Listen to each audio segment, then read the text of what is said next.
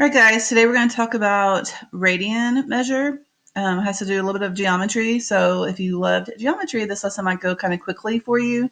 So we're going to start off with reviewing about circumference. We're going to talk about circles today, all about circles. So the first thing we're going to do is talk about circumference. Okay, it says an architecture firm is designing a circular restaurant with a radius of 50. And then it says it'll be situated at the top of a tall building, okay, where it will rotate. The lead architect wants to determine how far people seated at different distances from the center of the restaurant will travel as the restaurant rotates. To start, he will determine how far a customer seated at the window has traveled after 60-degree rotation. So the circle is going to go 60 degrees. How far from the center is a customer seated at the window? And so how far is it? Says 50. It says 50 feet. So the radius is 50 feet. Find the circumference of a circle with the distance of the radius. Okay, so we did this in geometry. Circumference equals 2 pi r. Circumference equals 2 pi 50, so 100 pi. That's an exact answer because we're not going to use calculator yet. And then if you need to, there you go. What portion of the circumference of the circle is generated by a 60-degree angle? Rotation. Okay, so how many degrees are in a circle? There are 360 degrees in a circle. So 60 degrees out of 360, that reduces to 1/6. So 1/6 of the circle is how much the person has rotated about the restaurant. Okay, use the portion of the circle generated by a 60-degree angle to find the approximate distance traveled. So they're asking for like this piece right here. I remember from geometry class. That's called arc length, right? Here's 50-degree radius. So I said 1/6 of 100 pi would be how far it traveled, right? So that would be what? Let's multiply in math. So it's 100 pi over 6, which reduces to 50 pi over 3. This is a good exact answer. If the question says, round or something, then you'd pick up your calculator, type in your calculator, and you'll get 52.4 feet. This will be feet too. Okay, so that's a little mini review because you've done this before. You've done arc length, or not arc length, you've done circumference. Actually, do arc length in geometry class. So this part's a little bit of review. So I'm going to go kind of quickly. All right, then it says create a table by finding the circumference in terms of pi for diners at specific locations, specific radiuses. So we've already done this one, 50. We said it's 100 pi. And the answer was, we reduced it, was 50 pi thirds. That's the distance traveled. So if it's 40, that would be what, 2 pi r? So that'd be 80 pi. And that would be what, 80 pi. And then we traveled 1/6 of the circle. So if you reduce that, that would be 40 pi thirds. 30 would be 60 pi. So it would be 60 pi times 1/6, which would be what, 10 pi? We'll do one more. This will be 40 pi. So it'll be 40 pi times 1/6, which reduces to 20 pi thirds. And hopefully you can see what they have in common. What do they have in common in all of these? You'll see it's pi thirds, pi thirds, pi thirds. So it's describing a pattern that you see in the exact distance traveled. So these are exact distances because we're not picking up the calculator. It's an unrounded answer. So what I notice is that you multiply by pi thirds.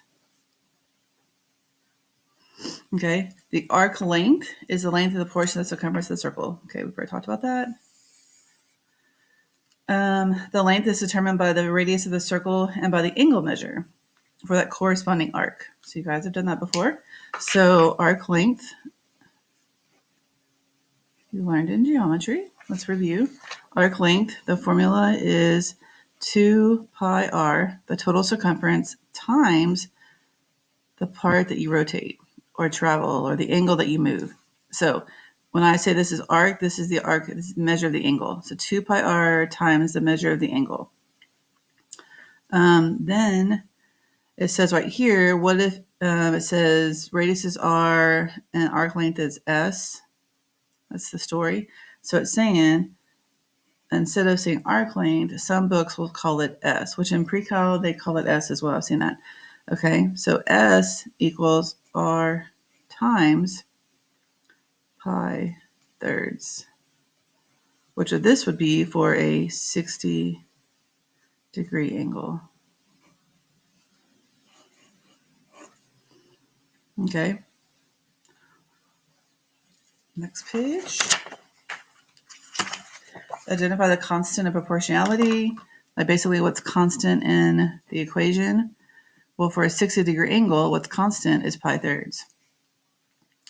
Then it says, use the formula in item 6 to find the appropriate distance a diner will travel when seated at each of the following distances. Okay, so let's do 8a. We'll just do one. I don't need to do both. 8a will be S equals R times, because it says in item 6, and item 6 is the 60-degree angle. Yeah.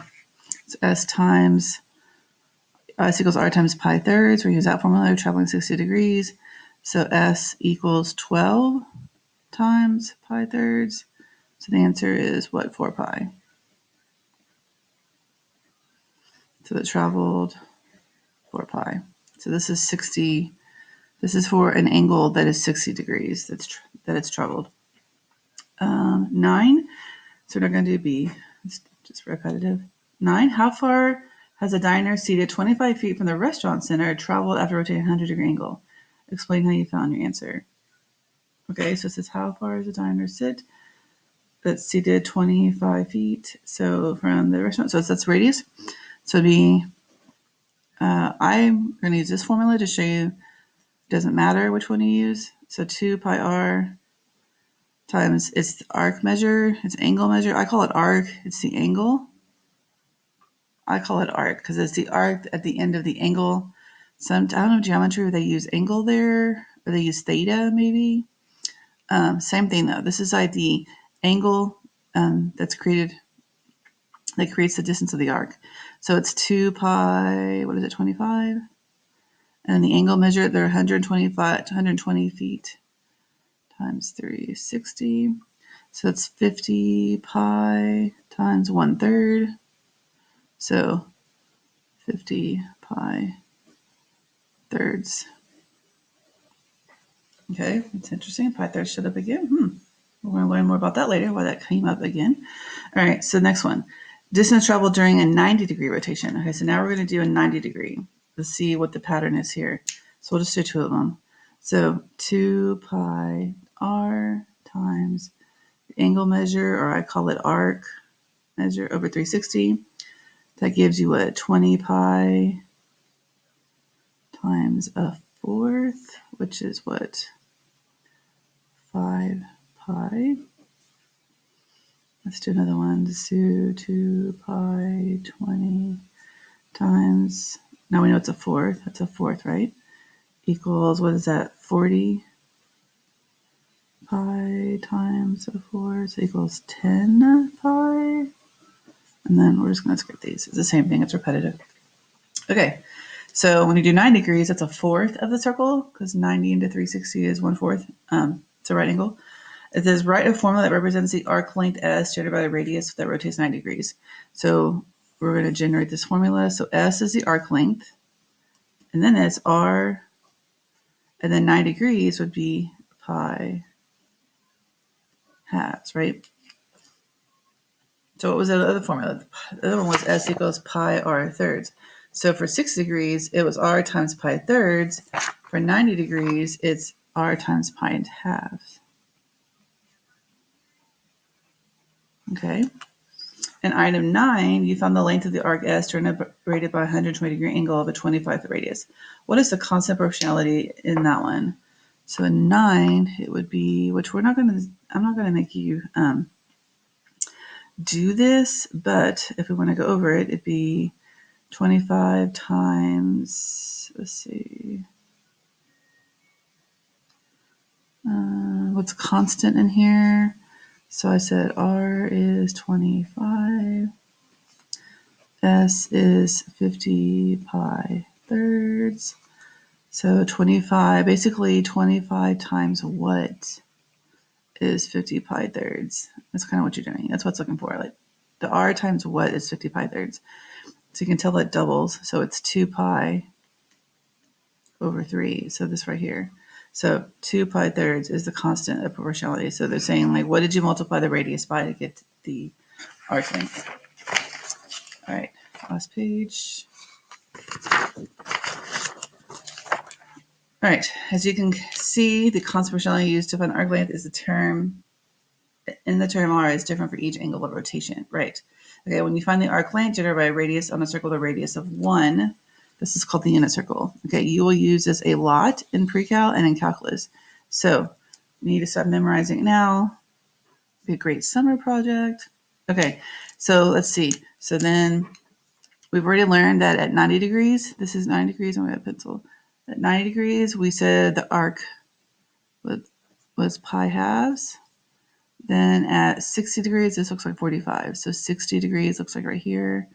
So this would be about 60-degree angle. We said that's pi thirds. It's equivalent. This is 0. So that'd just be 0. Then we learned over here that 120 degrees was 2 pi thirds. Then this is 180. Okay, well, let's figure this out. So if we have 360 degrees over here, how many radian measures does it go around? So 360 degrees is a full circle. Well, this is pi halves, we just learned, right? So this is pi halves is 90 degrees. Well, then 90 times 4 is 360. So pi halves times 4 is 2 pi.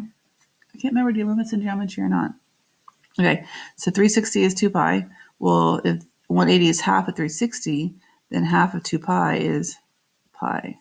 So these are the first stages of the unit circle. So you need to know that the degrees on the unit circle compared to what the radian measure is. So we just did a couple of them. So 60, 90, 120, 180. Well, 60 is equivalent to pi third radians. 90 is equivalent to pi halves radians. 120 is equivalent to 2 pi thirds radians, and 180 is equivalent to pi. That's just a few. There's several more, but we'll do that later. Okay, so you're probably asking yourself, what is a radian? So radian is arc length.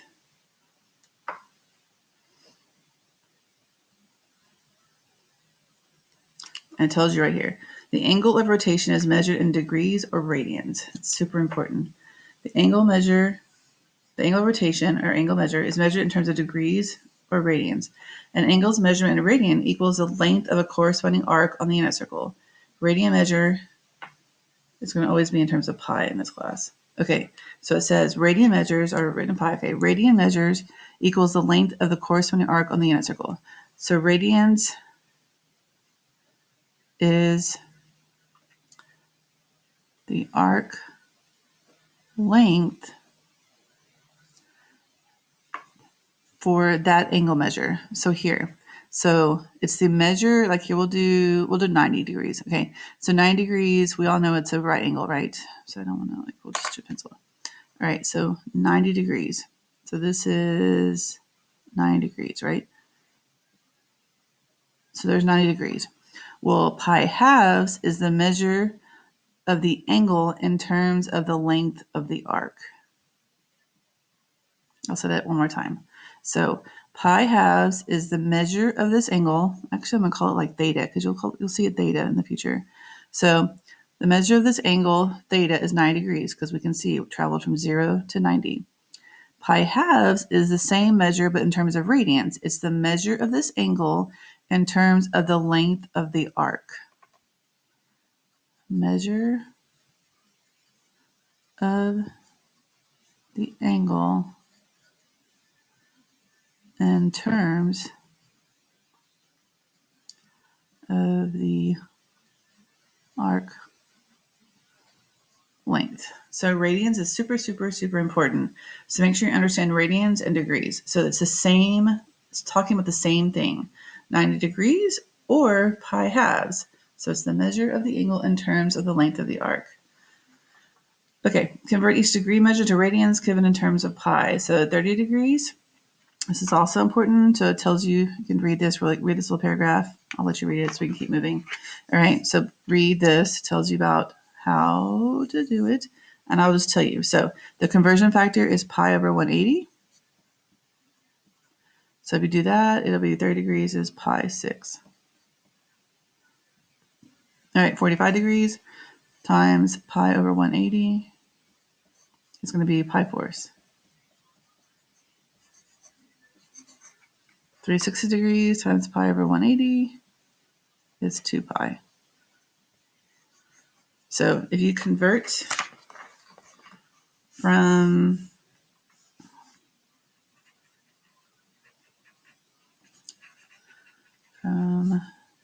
degrees to radians,